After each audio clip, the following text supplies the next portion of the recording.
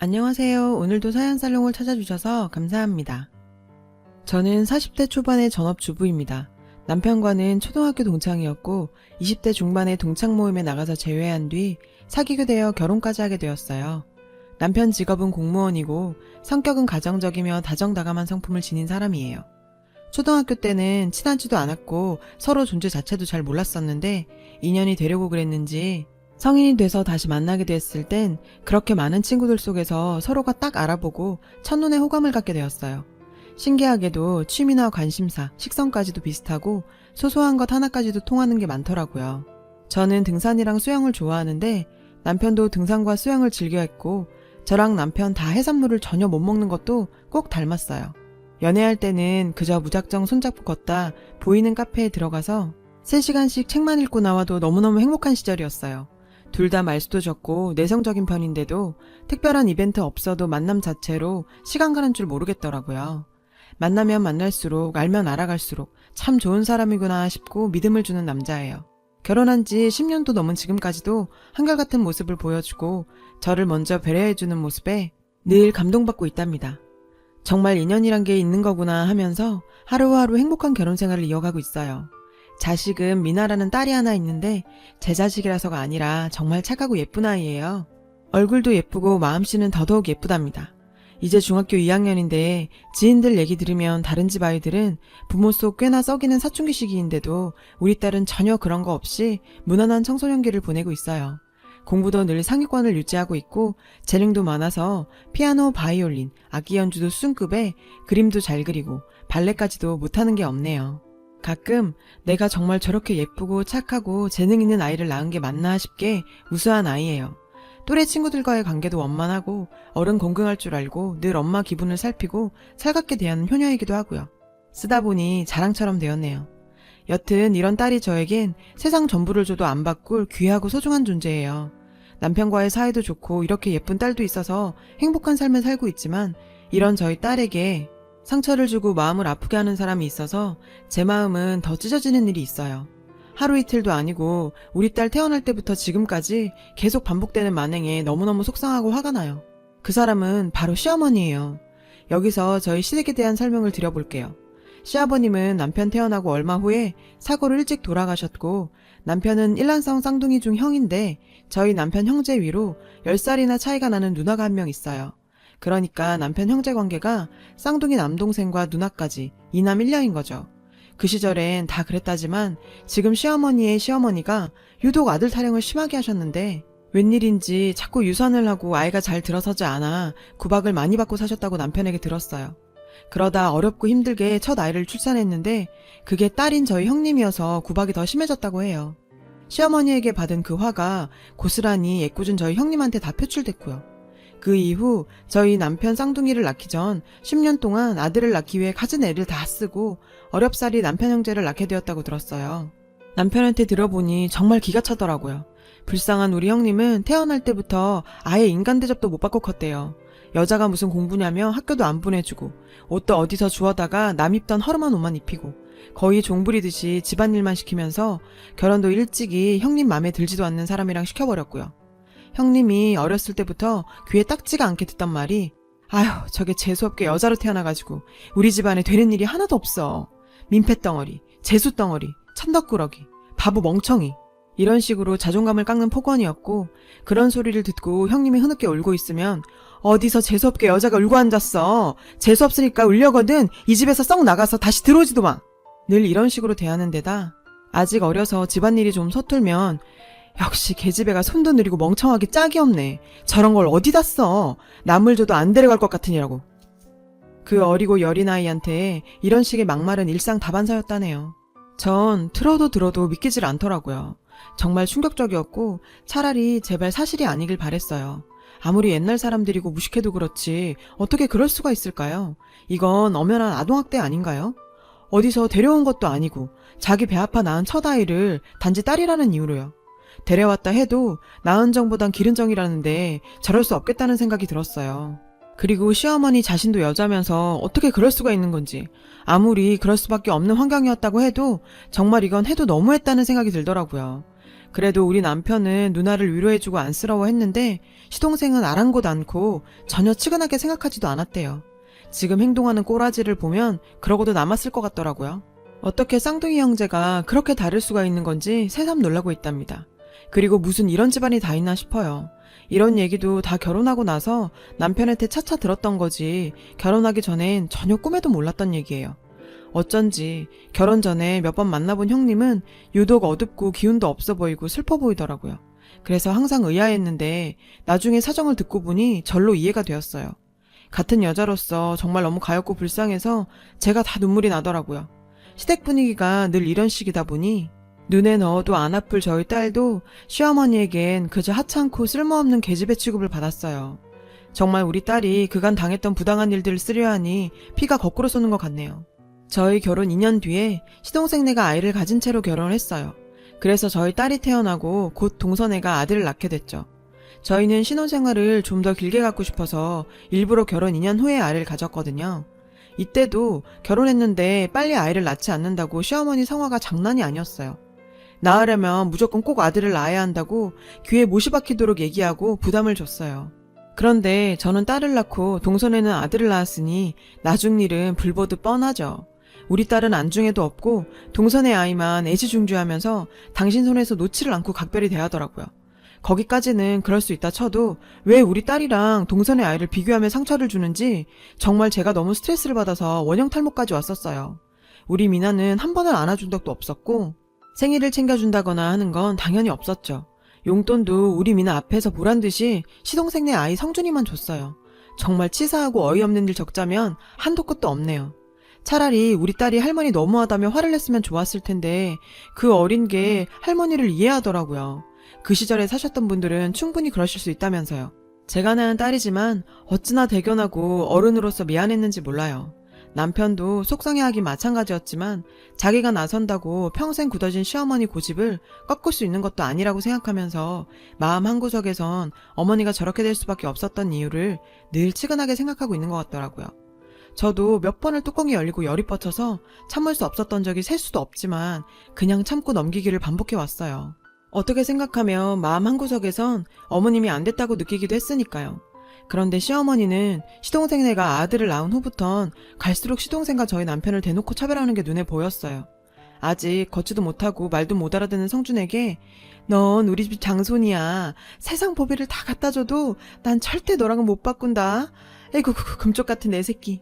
이러면서 일부러 저희랑 딸 앞에서 입을 맞추며 너스레를 떨었고 간간히 아버님이 남기고 가신 유산도 아들을 낳은 시동생네한테 주는 게 맞다는 식으로 애둘러 말하더라고요.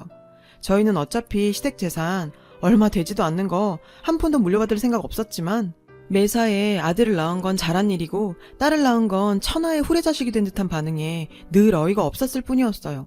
우리 딸이 피아노 발표회를 한다거나 발레 공연을 할 때도 한 번은 오지 않았고요. 뭘 하든 아예 우리 딸한텐 손톱만큼의 관심이나 정이 전혀 느껴지지 않았어요. 한 번은 저희 집에 와서 딸아이가 받아온 상장이나 트로피들을 보더니 계집애 주제에 이딴 거나 많이 받아오면 뭐해? 아무짝에도 쓸모없는 거 다 내다 버려라. 괜히 쓸데없이 계집애 기만 세우는 거 아니냐? 혈압오를 소리만 해대더니 너희들 애 대학 보낼 생각 마라. 그저 고등학교만 보내주고 끝내. 그것도 우리 때 비하면 넘치게 공부시켜주는 거다. 여자 많이 배워봤자 시집가면 그뿐인걸. 괜한데 돈 들 필요 없다. 그럴 돈 있으면 우리 성준이 유학 가는 데나 보태줘. 이러는 거예요. 속으로 어이가 없어서 헛웃음이 다 나오더라고요. 성준이가 유학을 가? 그 날라리가? 하면서요. 어디 지방대학만 가도 기적일 것 같은 아이거든요. 할머니가 어릴 때부터 오냐오냐 지나치게 싸고 놀아서 그런지 부모들이 잘못 키운 건지 애 상태가 정말 안 좋게 자랐어요. 저한테 인사 한 번을 제대로 한 적 없었고 공부는커녕 불량한 애들하고 어울려 다니면서 문제만 일으키고 돌아다니더라고요. 아직 중2밖에 안 된 애가 술이며 담배는 기본이었고 이성관계도 문란했어요. 욕설은 기본이고 친구들 괴롭히는 것도 서슴지 않았고요. 걔가 제 아들이라면 정말 생각하기도 싫게 끔찍하네요. 다시 생각하면 걔가 그렇게 된 데는 시동생 부분의 탓도 커요. 시동생은 40이 넘은 나이에 아직 변변한 직장도 없이 허세만 가득해서 돌아다니고 동서는 하나뿐인 애는 안 키우고 밖으로만 놔돌았어요. 처음에는 안 그랬는데 시어머니가 아들 낳았다고 띄워주고 길을 세워주니 기고만장해갖고 점점 더 심해지더라고요. 명절마다 늦게 오거나 아예 안 온 적도 있었고요. 나이는 저보다 6살이나 어린데도 손윗사람인 형님이나 저를 예의 있게 대한 적 없었어요. 뭘 하든지 겨우 마지못해 하는 신용만 했고요. 유부녀의 학부모가 돼가지고선 외박도 밥 먹듯 한다는 소리에 경악을 금치 못했네요. 마침 제 친한 친구가 동선의 아이랑 같은 학교를 다녀서 친구가 소식을 전해주곤 했거든요. 도대체 그렇게 보수적인 어머님은 왜 그런 며느리를 가만두는 건지 이해할 수가 없더라고요. 그 잘난 아들을 낳았으면 모든 일이 면죄부가 되는 걸까요? 그러던 어느 날 시어머니 생신날이었어요. 온 가족이 시어머니 혼자 사시는 집에 모여서 식사를 하는 자리였는데 형님과 저만 미리 와서 음식을 준비했어요. 저희 딸이 정성껏 준비한 생일 카드랑 케이크를 전하면서 축하드린다고 해도 본척만척 카드를 툭 뒤로 던져놓는데 참고 참았던 화가 머리 끝까지 차올라 터질 것 같았지만 그래도 좋은 날이다 세뇌하며 겨우겨우 참았네요. 이제껏 참았는데 오늘 하루만 더 참자 하고요. 그리고 우리 딸이 할머니 선물이 하나 더 있어요 하는데 시어머니 한다는 소리가 아유 됐다 네 선물 받으려고 생일하는 거 아니다 이러면서 애 말을 듣지도 않고 딱 끝내요. 딸애도 당황하며 풀이 죽었고 순간 분위기가 급 다운됐어요. 그때까지도 동선애가 오지 않아서 시어머니가 전화를 몇 번 하니까 그제서야 새 식구가 나타나더군요. 뭐가 불만인지 성준이는 입이 잔뜩 나와서 오기 싫은 거 겨우 끌려온 눈치였고요. 음식 준비하느라 고생한 저와 형님은 칭찬 한 번 못 듣고 동선의 새 식구한테만 말을 거는데 어머님 눈에서 꿀이 뚝뚝 떨어지더라고요. 하루 이틀 일이 아니니 그러려니 했어요. 시어머니 생신 축하 모임인데 시동생네는 아무것도 안 들고 입만 갖고 왔더라고요. 그런데도 꼭 자기네 생일 축하 모임이냐 자리 잡고 앉아서 먹고 마시면서 동서가 형님이란 저한테 미안한 기색 하나 없네요. 정말 신경 안 쓰려고 했는데 얄밉게 느껴지는 건 어쩔 수 없더라고요. 그런데 동서가 먹던 잡채가 얼마 안 남았었는데 그걸 본 시어머니가 얘 잡채도 없니? 작은 애 먹게 얼른 가서 더 가져와 하는데 다 먹고 없어서 제가 어머님 다 먹고 없어요 했더니 그럼 뭐하고 멀뚱히 섰어 빨리 가서 더 만들어 와 이러는 거예요. 동서는 당연한 듯 음식을 먹고만 있었고요. 그랬더니 형님이 얼른 주방으로 가시더니 잡채를 새로 만들려고 하시더라고요. 더는 못 참겠어서 제가 한 소리 했어요. 형님 하지 마시고 이리 오세요. 형님도 당황하고 시어머님은 물론 모두가 저를 주목했어요. 동서 오늘 형님이랑 내가 미리 와서 음식 준비 다 했어. 오늘이 동서 생일이야? 아니잖아. 어머님 생신이지. 근데 다 늦게 나타나선 형님이랑 나한테 미안한 기색 하나 없는 게 말이 돼? 그리고 왜 동서 먹을 잡채를 형님이 만들어서 바쳐야 해? 동서는 손 없어? 먹고 싶으면 직접 만들어서 먹어. 아무리 아직 어리고 뭘 몰라도 그렇지. 어디서 이런 식으로 행동해? 자꾸 아무 말 안 하니까 눈에 뵈는 게 없지? 사회생활 어떻게 했냐? 이랬더니 시어머니가 길길이 날뛰면서 아니 이게 어느 한전이라고 큰 소리를 내? 큰애 너 오늘 뭐 잘못 먹었니? 아니면 더위 먹었어? 결혼하고 한 번도 당신 뜻 거스른 적 없는 며느리가 그러니 꽤 놀랐나 보더라고요. 남편도 많이 놀란 눈치였고요. 어느 한전이요? 지금이 조선시대예요? 어머님 이러시는 거 아닙니다. 싸고 도는 것도 정도가 있어요. 어른이 돼서 애한테 인성을 가르치셔야 하는 거 아닌가요? 그랬더니 남편이 그만하라면서 말리더라고요. 시동생 내바랑 시어머니는 열받아서 씩씩대고 있다가 동서가 하는 말이 형님 제가 언제 잡채 만들어 달랬어요. 형님이 그러시는 거잖아요. 왜 가만히 있는 저한테 시비를 거세요. 기분 나쁘게. 이러는데 제가 동서가 가만히 있으면 안 되는 거지. 가만히 있는 게 만들어서 갖다 바치라는 게 아니면 뭐야? 라고 말하니 갑자기 형님이 옳게 그만해 이제 이러면서 제 팔을 잡길래 형님 여자라고 이런 식으로 대우받는 거 부당하다고 생각 안 하세요? 저희가 여자로 태어난 게 죄예요? 어머님이 진짜 이상하신 거라고요. 그랬더니 시어머니가 눈이 뒤집어지려고 하더라고요. 그러던지 말던지 할 말은 더 해야겠어서 저 더 이상은 안 참을래요. 어머님 그렇게 좋아하시는 손자네랑 행복하게 저희는 빠져드릴게요. 미나가 할머니 생신 선물 드린다고 안마의자 상품권 드리려고 가져왔었어요. 눈술대회 1등 부상으로 받았는데 할머니 쓰시는 게 좋겠다면서 생신 선물로 딱이라고요. 손녀 말도 듣기 싫어하시니 당연히 필요 없으실 것 같아서 저희 친정집 갖다 드릴게요. 아 그리고 동서 합의금 두둑히 준비해야 될 거야. 성준이가 애들 괴롭히고 돈 뺏고 때려서 피해 학생 부모들이 단단히 벼르고 있다던데 합의 안 해주면 소년원 가야 할 정도라던데 도대체 애를 얼마나 오냐오냐 했길래 사람을 그렇게 괴롭히고도 그리 뻔뻔한지 원. 순간 성준이는 물론 시어머니랑 동선애는 얼굴이 하얗게 질려서 사색이 되더라고요. 성준이가 밖에서 뭘 하고 어떻게 돌아다니는지 알지도 못하는 눈치였어요. 알던 말던 제가 알 바 아니고 저는 형님 손이랑 딸아이 손 잡고 뛰쳐나와 버렸는데 남편도 곧 뒤따라 나왔습니다. 이제까지 참았는데 왜인지 한시도 거기 더 있기 싫더라고요.